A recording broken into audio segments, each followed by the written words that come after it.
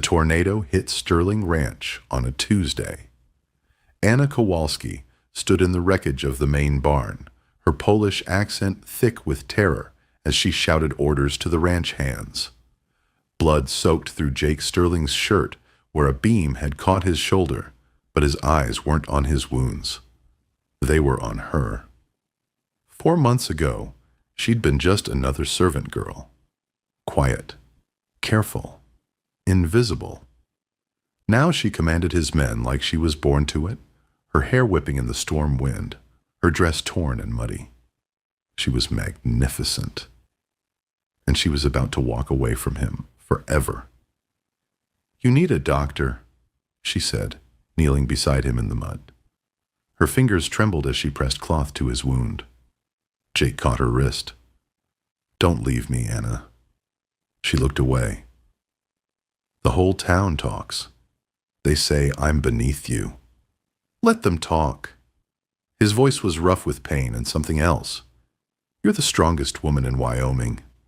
But was it already too late?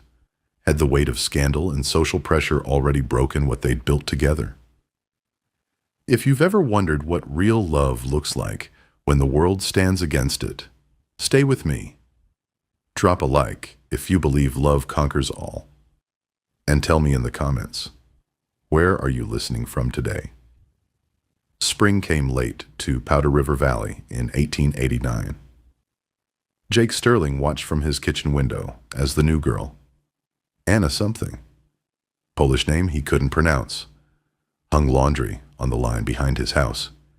She moved like she was apologizing for taking up space. Martha had been dead 4 years.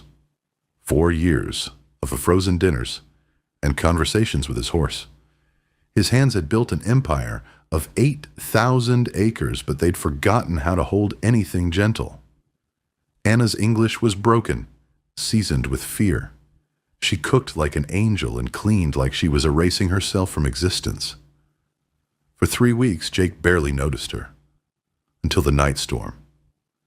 Lightning split the sky, and he found her in the kitchen at midnight, flour in her hair, tears on her cheeks. She was baking, at midnight, in a thunderstorm. "Can't sleep?" he asked. She startled, nearly dropping the rolling pin. "Sorry, Mr. Sterling. I make bread for morning. Storm reminds me of," she searched for words, "of fire. In Chicago, when I lose family." Jake had lived 52 years without knowing that sorrow could sound so beautiful in a foreign accent. "My wife used to bake when she couldn't sleep," he said quietly. Anna's hands stilled. "She make good bread?" "Terrible bread." Jake almost smiled. But she tried. Something shifted between them in that kitchen. Not love, not yet, but the recognition that they were both haunted by ghosts. The next morning, Jake found fresh apple pie on his table. It tasted like forgiveness. Spring turned to summer, and Jake began asking Anna to eat dinner with him instead of alone in the kitchen. She'd sit across from him, hands folded, answering his questions in careful English. "Tell me about Poland," he'd say. "Beautiful country," she'd whisper. "Green like here, but not so big sky. You miss it?" Her smile was sad. "I miss family.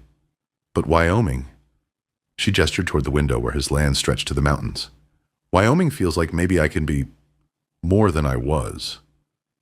Jake understood. The West had always been about becoming someone new. Their fingers brushed when she poured his coffee. She didn't pull away. The fever took him in July. Nothing serious, just a summer cold that settled in his chest. But Anna tended him like he was dying. She brought him soup every few hours, read him week-old newspapers from Sheridan, placed cool cloths on his forehead. On the third night, half delirious with fever, Jake caught her hand. "Don't leave," he mumbled. "I stay," she whispered. "I stay until you are well." "Not just until I'm well." His eyes found hers in the lamplight. "Anna, I need you to stay." She pressed her palm to his cheek. "Jake, The sound of his name in her accent was like a prayer. When the fever broke, everything had changed. But Jake Sterling was a prominent man in a small territory, and Anna Kowalski was the help. Some lines, people said, weren't meant to be crossed. They were about to discover how wrong people could be. Mrs. Crawford from the Sheridan First Bank noticed it first. Anna's dress was silk now, not cotton. Her posture had changed too. She walked like a woman who knew she was wanted. "That Polish girl is getting ideas," Mrs. Crawford told her husband over breakfast. "Jake Sterling's making a fool of himself." Word spread through town like wildfire. At the general store, conversations stopped when Anna entered. Women whispered behind gloved hands. Men stared with something between curiosity and hunger. Jake didn't care about whispers, but he cared about Anna. "We could keep this quiet," he told her one evening as they sat on his porch, watching the sunset paint the mountains purple. Anna turned to look at him. "You ashamed of me?" "Never." His voice was rough. "But this territory, it has rules. Rules for who can love who." Jake reached for her hand. "Anna, in Poland, my father was blacksmith. Poor. But he loved my mother, who was baker's daughter. People said she too good for him." Anna's fingers intertwined with his. "They have long, happy marriage. This isn't Poland." "No." Her smile was fierce. "This is Wyoming. Land of free." The barn dance in August changed everything. Jake hadn't attended a social gathering since Martha's funeral. But he walked into that barn with Anna on his arm. Her in a dress the color of deep emerald. Him in his best suit. The music stopped. Conversations died. Every eye in the building turned toward them. Jake felt Anna's grip tighten on his arm, but she kept her chin up. "Evening, folks," Jake said calmly. "Beautiful night for dancing." The music resumed, but the damage was done. Throughout the evening, Jake watched men approach Anna for dances, some with genuine respect, others with something darker in their eyes. Tom Brennan, the largest landowner after Jake, held her too close during a waltz. "Careful there, Tom," Jake's voice carried across the dance floor. Brennan's grin was nasty. "Just being friendly to your housekeeper." The word hung in the air like a challenge. Anna stepped back from Brennan, her cheeks flushed. "I think I need air," she murmured. Jake followed her outside, where she stood beside the horse corral, her hands gripping the fence rail. "Anna, they right," she said without turning around. "I am housekeeper. You are cattle baron. We live in different worlds." Jake came up behind her, close enough to smell the lavender soap she used. "Look at me." When she turned, her eyes were bright with unshed tears. "You're not my housekeeper anymore," he said quietly. "You're the woman I'm falling in love with."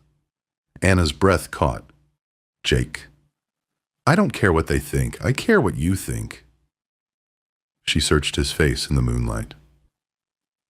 I think you are most good man I ever know." He cupped her cheek with one rough hand. "And you're the most beautiful woman I've ever seen." When he kissed her, the world fell away.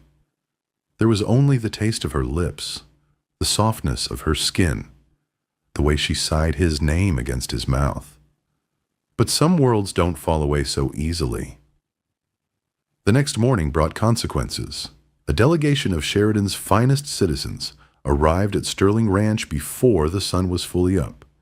Mayor Peterson, Banker Crawford, Judge Morrison, and 3 other prominent men sat their horses in Jake's yard, like a tribunal. "Jake," Mayor Peterson's voice was falsely jovial, "we need to talk."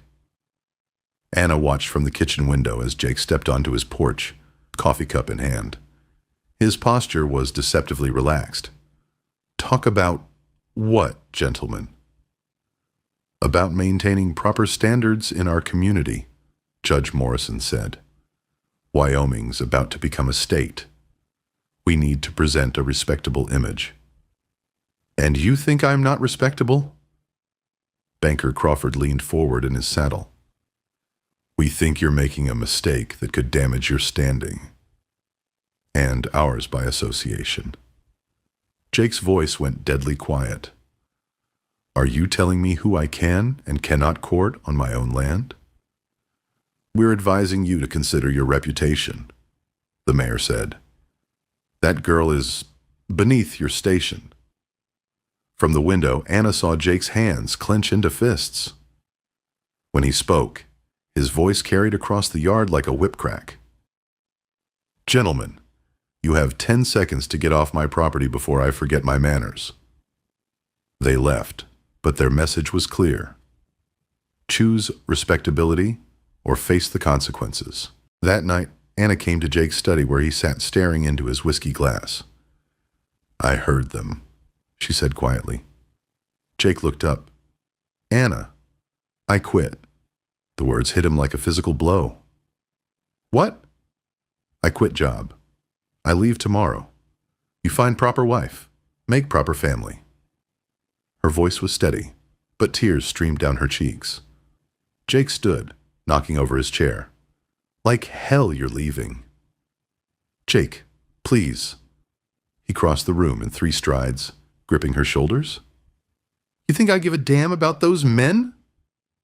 About what this town thinks? You should. Wyoming is your home. These people are your friends. No, Jake's voice was fierce. You are my home now. They can go to hell. Anna looked up at him, her eyes swimming with tears.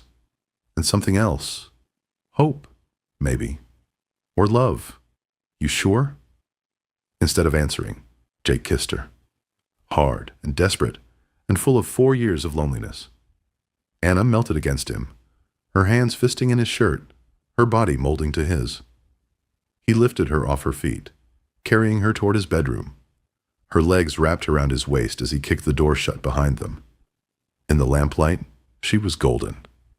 Beautiful. His. Jake's hands shook as he unlaced her dress. Anna's breath came in soft gasps as the fabric pooled at her feet. He traced the line of her collarbone with his lips, tasted the salt on her skin. Anna, he whispered against her throat. My Anna. She was reaching for the buttons of his shirt when the crash came from outside. Wood splintering, cattle lowing in distress, men shouting. They froze, half undressed and breathing hard. Fire, Anna whispered.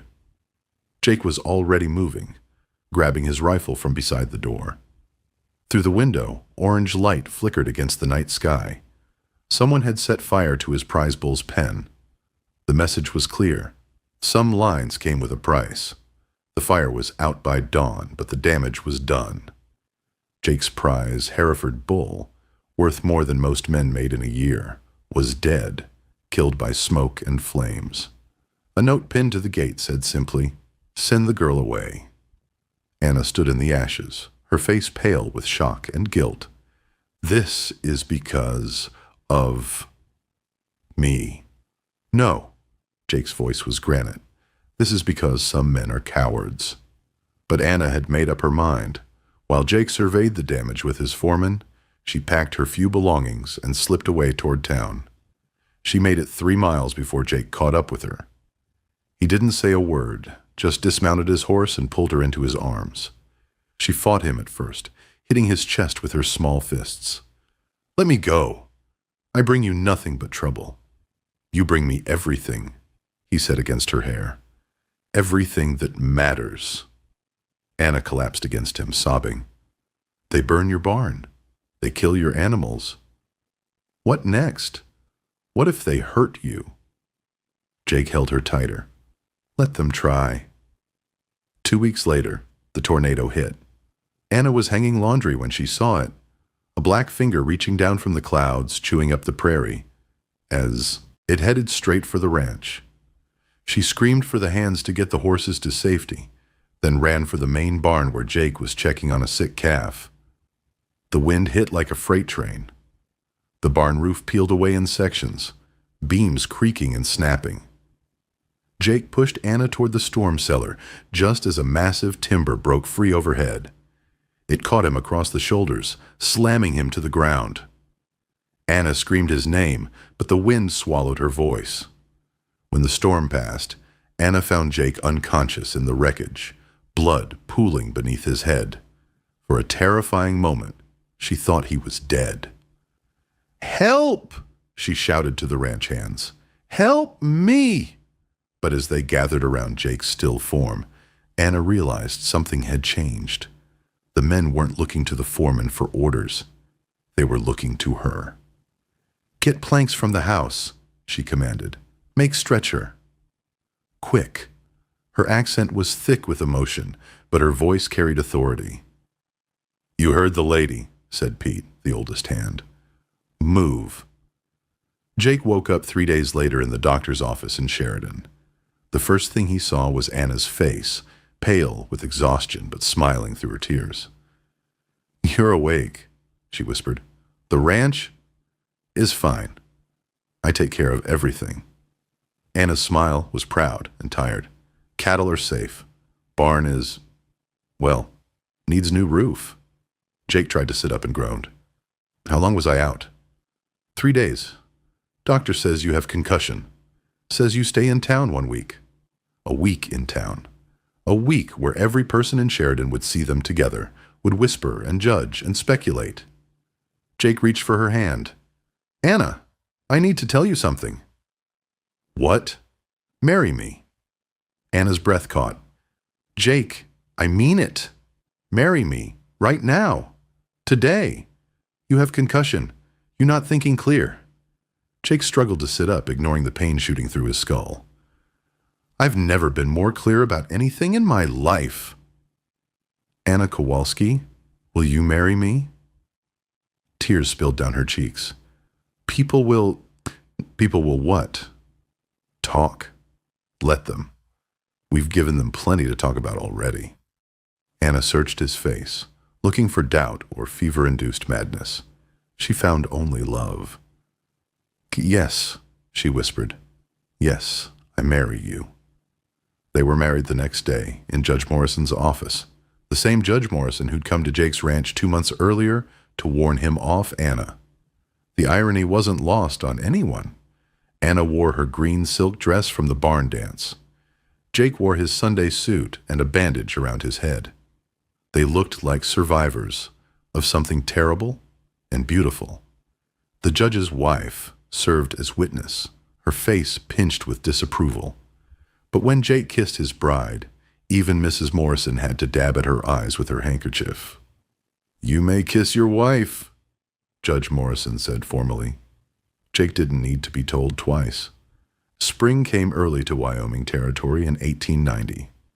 Anna Sterling, Mrs. Jake Sterling now, stood on the porch of her rebuilt ranch house, one hand resting on her swollen belly, watching her husband work with the new horses. Kowalski's Bakery had opened in Sheridan 3 months after their marriage.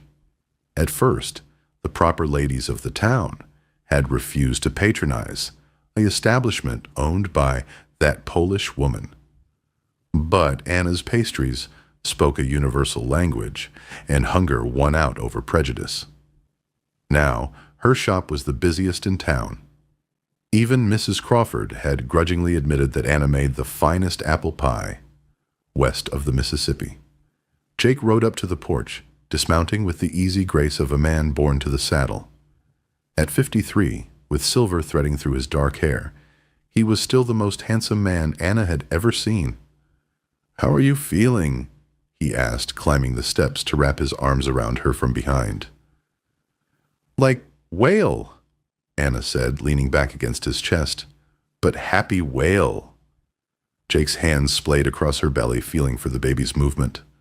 "Boy or girl, you think?" "Girl," Anna said without hesitation. "Strong girl who take no nonsense from nobody. Like her mother." Anna turned in his arms, studying his face. "You sorry? About how people treated us?" Jake considered this seriously. It had taken 2 years, but most of Sheridan had come around. Success had a way of changing people's minds, and the Sterlings were successful by any measure. The ranch was thriving. Anna's bakery was the talk of 3 counties, and Jake had been elected to the first Wyoming state legislature. "The people who mattered never treated us badly," he said finally.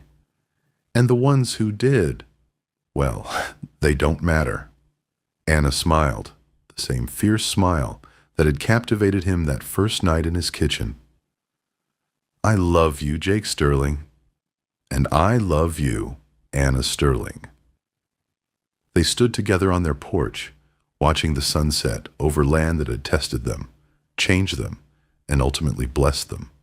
The wind carried the scent of new grass and wildflowers, the promise of another spring, another chance to grow something beautiful from hard ground. And as the stars began to appear in the wide Wyoming sky, Anna Kowalski Sterling knew that she had finally found her home. Love stories like this remind us that the best relationships are built on respect, courage, and the willingness to stand together against the world. If this story touched your heart, give it a like and subscribe for more tales of love conquering all. And tell me in the comments, where are you listening from tonight? I'd love to hear from you.